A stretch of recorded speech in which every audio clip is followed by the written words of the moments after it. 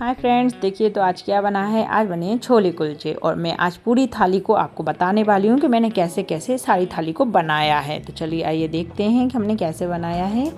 तो ये मैंने गुनगुना पानी लिया है और उसमें मैंने 3 चम्मच ईस्ट डाला हुआ है। छोटी वाली चम्मच से है ये मेरा 3 चम्मच ईस्ट, और बस इसमें थोड़ी सी शुगर भी डाली थी और फूलने के लिए मैंने रख दिया है। यहाँ मैंने 2 बड़ी प्याज और 1 लहसुन ले लिया है। और ये छोले हैं जो मैंने रात को गलाए थे 7 से 8 घंटे के लिए, और सुबह मैंने इनमें 4 से 5 सीटी लगा दी थोड़ा सा नमक डालकर। अदरवाइज आपको 2 सीटियाँ लगानी है तो 1 स्पिंच मतलब थोड़ा सा पापड़ी सोडा डालकर आप 2 सीटियों में लगाइए और उसमें बन जाते हैं ये चने। और देखिए ये चने कितने सॉफ्ट बनकर तैयार हो गए हैं। और ये चनों का ही आज हमारा मेन रोल तो इन्हीं का है छोले का, क्योंकि चटपटे छोले बनते हैं आज का। तो बस इस तरह से हमने ये छोले निकाल लिए हैं सारे। और ये पानी जो है मैंने नमक डालकर यूज किया है, तो ये पानी हम फिर से सब्ज़ी में यूज कर सकते हैं। और क्या होता है कि हम सोडा यूज करते हैं तो सोडा भी यूज कर सकते हैं, बट वो थोड़ा सा हैवी हो जाता है। क्या है, किसी किसी के पेट में गड़बड़ हो जाती है उससे, ऐसा होता है। मतलब कि ये मेरा एक्सपीरियंस कह सकते हैं आप।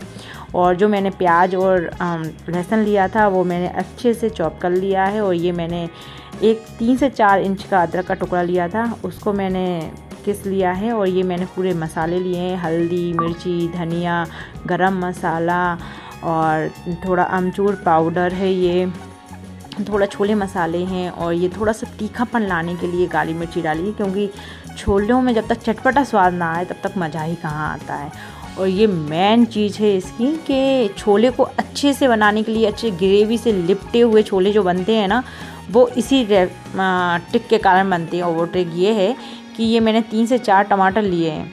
आप, मेरे छोटे टमाटर थे, आप बड़े साइज़ के टमाटर हैं आपके पास तो आप 2 टमाटर ले लीजिए। और बस उस जो चने हमने उबाले हैं उन चनों में से थोड़े चने इसमें मिक्सी के साथ पीस दीजिए, मिक्सी में पीस दीजिए मतलब कि। तो ये हमने इस तरह से मिक्सी में पीस कर इनको अलग रख लिया है। और यहाँ पर हमने कढ़ाई रख दी है और उसमें हमने सरसों का तेल डाल दिया है। मैं सरसों के तेल में ही खाना बनाती हूँ। और यहाँ मैंने जीरा डाला है, और जीरे के साथ मैंने सबसे पहले उसमें जो अदरक कद्दूकस किया हुआ था वो डाल दिया, ये प्याज डाल दी और लहसुन डाल दिया है। और हम इसको अच्छे से सेकने के लिए रख देंगे। यहाँ मेरा ये प्याज सिक रही है, चलो वहाँ सैलेड की तैयारी करते हैं। तो यहाँ मैंने ये चुकंदर लिया है, उसको मैं कद्दूकस करके पानी में डाल दिया है। और उससे पहले मैंने प्याज काट ली थी गोल गोल साइज़ में, मतलब गोल गोल तरीके से। तो वो प्याज मैंने उसमें डाल दिया और 1 चम्मच सिरका डाल दिया है या विनेगर डाल दिया है, और थोड़ा सा नमक डाल दिया। और उसको भी मैं आधे घंटे के लिए छोड़ दूँगी। और यहाँ मैंने जो मसाले लिए थे उसका मेन था कि मैंने उसे पानी में गला दिए थे थोड़ी देर के लिए, वो मैं यहाँ डाल दूँगी। और नमक डाल दूँगी स्वाद अनुसार, क्योंकि मैं चनों में नमक डाल चुकी थी तो मुझे थोड़े स्वाद के अकॉर्डिंग नमक डालना था, यहाँ पर थोड़ा कम डालना था। और जो मैंने मिक्सी में पीसा हुआ था टमाटर और चने, वो मैं यहाँ डाल दूँगी। और ग्राइंडर में भी थोड़ा चिपका रह ही जाता है तो उसमें थोड़ा सा पानी डालकर और हिलाकर और उसको भी डाल देंगे हम। उसको डालने के बाद थोड़ा सा चलाने पर फिर हम वो छोले भी डाल देंगे और अब इसे अच्छे से पकने देंगे, क्योंकि जितने अच्छे से ये चने इस मसाले में डूबेंगे ना उतना ही टेस्ट बढ़ता जाएगा।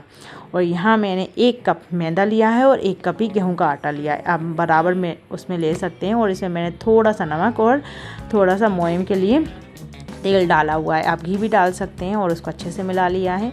यहाँ देखिए ये हमारा ईस्ट फूलकर अच्छे से तैयार है, उसको मैं अच्छे से मिला लूँगी, क्योंकि मैंने इसमें थोड़ी सी चीनी डाली थी, वो भी आधा चम्मच चीनी डाली हुई थी, तो उससे मैं इसको अच्छे से मिला लूँगी। और बस इससे अब हम आटा गलाते हैं। आटा हमको थोड़ा सा ढीला गलाना है, ना ही हमें पूड़ी की तरह टाइट गलाना है और ना ही रोटी की तरह भी नरम, उससे भी नरम गलाना है। मतलब कि इतना नरम सा, मतलब अच्छे सॉफ्ट आटा गलता है इसका। ये देखिए मैं किस तरह से गला रही हूँ कि कितना गीला सा लग रहा है। आपको लग रहा होगा कि वाह कितना गीला, इन्होंने कितना गीला आटा गलाया है, कैसे बनाएंगी। नहीं, लेकिन ऐसा ही गलता है इसका आटा। और इसको ऐसे ही पटका जाता है, जब तक इसको आटे को आप तबीयत से पटकोगे नहीं वो सॉफ्ट नहीं होते हैं। और कुलचों में स्वाद लाना है तो वही सॉफ्ट तो बनाना होगा, क्योंकि मेरे इतने नरम कुलचे बनेंगे कि मक्खन भी इन्हें देखकर शर्मा जाएगा और खुद ब खुद पिघलने लगेगा। और उसकी ट्रिक यही है कि इनको तबीयत से आटे को पटका जाता है। तो आइए जब तक हम देखते हैं कि हमारे छोले बन गए हैं क्या। हाँ, हमारे छोले बन गए हैं। यहाँ पर हमने धनिया डाल दिया है। और इन छोले कुलचों को खाकर ऐसी नींद आएगी ना कि कुंभकर्ण भी कहेगा भाई मुझे भी रेसिपी बता दो। और चलिए हम अब आगे की तैयारी करते हैं। जब तक हम सेवइयाँ बनाते हैं तो इसके लिए मैंने एक पैन रखा है, उसमें मैंने घी डाला है। और इसमें अब मैं सेवइयाँ डाल दूँगी और उनको अच्छे से सेकूँगी। तो चलिए मैं ये सेवइयाँ सेकती हूँ। ये सेवइयाँ मैंने सेक ली हैं और इसमें दूध डाला है, इलायची पाउडर और शक्कर डालकर और उसको अच्छे से उबलने दूँगी। और उबलने के बाद उसमें डाल दूँगी मैं ड्राई फ्रूट्स। और ये लीजिए सेवइयाँ बनकर तैयार। सेवइयाँ ऐसी रेसिपी है ना, 5 मिनट बनकर तैयार हो जाती है। और अगले मतलब 5 मिनट के बाद जो 2 मिनट और होता है, 7 मिनट टोटल, उसमें वो ख़त्म भी हो जाती है। मेरे घर में तो सबको इतनी पसंद है ना, भारी पसंद है सभी को। और ये लीजिए, यहाँ हमने देखा कि हमारा आटा तो ज्वालामुखी बन चुका है भाई, फूट रहा है अब तो चलो उठाते हैं उसको। और ये लीजिए मैंने हाथों में लगाकर तेल, तैयार हूँ मैं अब इसको पटकने के लिए फिर से और इसकी लोइयाँ तोड़ने के लिए। तो हमने हाथों में लगाया सबसे पहले तेल, फिर अब इस आटे को अच्छे से हम पटकेंगे और ये पटक पटक के इसकी लोइयाँ बनाएंगे। और लोइयाँ जितनी बन जाएं, मैंने थोड़ी सी मोटी सी लोइयाँ बनाई हुई हैं क्योंकि थोड़ा सा मतलब रोटी के साइज़ से थोड़ा सा ज़्यादा रहता है। ऐसा नहीं कि डबल रोटी हो जाती है, थोड़ा सा होता है, मतलब 1.5 रोटी के साइज़ की हो जाती है। तो बस, और हल्के हाथ से, इसका मेन काम यही है कि सब कुछ आपको हल्के हाथ से करना है। जितने नरम कुलचे बनेंगे उतना नरम हाथ चलाना पड़ेगा आपको। तो नरम हाथ के साथ नरम कुलचे खाने का स्वाद लेना है तो बिल्कुल नरम नरम हाथों से बनाना है। तो बस हल्के हाथ से ही हमने ये थोड़ा सा बढ़ा लिया है और बिल्कुल हल्के हाथ से ही हमने इसमें बेलन मार दिए हैं 2-3। बस यूँ ही लंबे साइज में हम इसको बनाएंगे। गोल करने की हमें कोई ज़रूरत नहीं है। भारत का नक्शा तो नहीं बनेगा, चिड़िया भी बन जाए तो कोई बात नहीं चलने दो। बस ये बन गया है। थोड़ा सा मैंने धनिया डाल दिया है इसमें। और बस ये धनिया डालने के बाद देखो, मैंने इस वाले कुलचे में मैं क्या कर रही हूँ कि पहले पानी डालकर फिर कुलचा डालूँगी। और मैं नेक्स्ट कुलचा बनाकर बताऊँगी आपको कि मैं पहले कुलचा डाल दूँगी फिर पानी डाल दूँगी। आप देखो, आप कुलचे में ही कैसे पानी में कुलचे बनते हैं तो आइए, तो हमने थोड़ा सी पैन में पानी डाल दिया है और ये हमने थोड़ा सा कुलचा इसमें रख दिया है। और बस थोड़ी सी 2 मिनट के लिए इसमें स्टीम देंगे। और वो मैंने पलट लिया है, देखो मेरा कुलचा बनकर तैयार हो गया है उसमें। और ये मैंने थोड़ा सा ज़्यादा सेक दिया है, आपको कम सेकना है तो आप कम सेक लीजिए। लेकिन मेरे घर में सब लोग कड़क ही कड़क खाते हैं यार, सब लोगों को हर चीज़ कड़क पसंद है, तो इसलिए थोड़ा सा मुझे अपने घर के अकॉर्डिंग चलना होता है। और देखिए कितने स्पंजी बने हुए हैं कि जितना मैं उसको दबा रही हूँ वो उतना ही उठ जा रहा है। वो नरम इतने बने हुए हैं ना कि कहना चाहिए। देखो मैंने इसको पहले कुलचे को रख दिया, फिर इसमें मैंने यहाँ पानी डाला है और 2 मिनट के लिए। और यहाँ पर देखिए ये मैंने पहले बना कर रख लिए।